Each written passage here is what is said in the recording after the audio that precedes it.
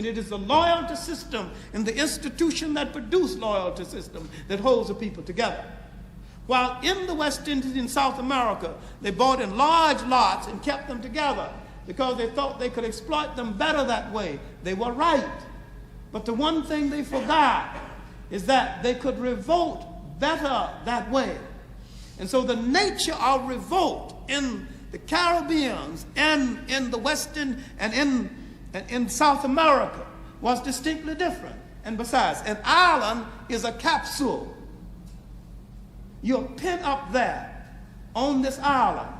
And culture can be contained better on an island than in places where you have so much land mass to dissipate people, physically, and to also dissipate their culture. And besides, by buying in large lots, most of the slaves in the Caribbean came from the same general area within Africa and could speak the same basic African language and could maintain the drum language, which was the key to the success of the Haitian Revolution. And when they came to the New World, they came out of a tradition of revolt, and they could transfer this condition of revolt to this new setting in the New World. Now, in South America and in the West Indies, especially in South America and Brazil, where there were large numbers of black women married to Portuguese men,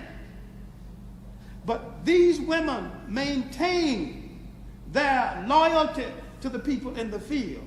Now, why is it that in the West Indies and in South America, nearly every slave revolt was engineered by house servant, and nearly every slave revolt in the United States was betrayed by house servant? Now, if you got your West Indian nationalism or your negative Afro-American feeling up, you have immediately arrived at the wrong conclusion. Both of us were victims of a historical experience over which we had no control. Fortunately for the West Indies, they didn't break him up enough to destroy his loyalty systems.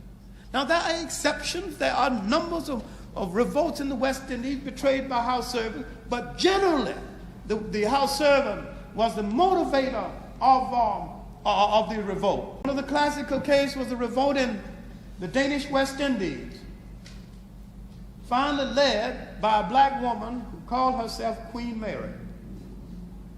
She was the mistress of the governor.